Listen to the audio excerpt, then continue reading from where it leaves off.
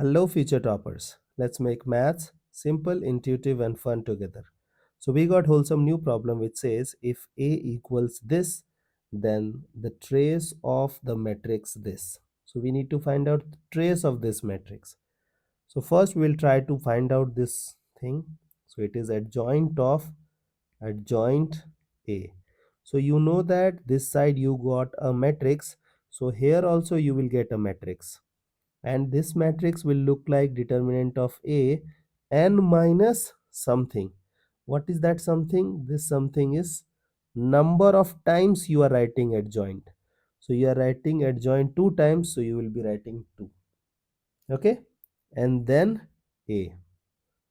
So first you need to find out the determinant of this matrix A. So look at this. So determinant of A will become 3 times minus 3 plus 4, then 3 times 2 minus 0, then 4 times minus 2. Let's simplify things.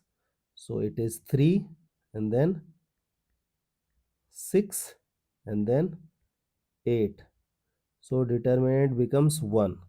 So it is 1 time, n is 3. 3 minus 1 is 3 minus 2 is 1. So 1 power 1 will become 1. So it is A.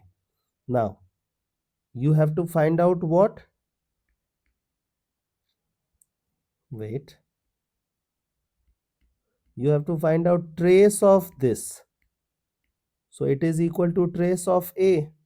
And you know that the trace of A means what? Sum of diagonal elements.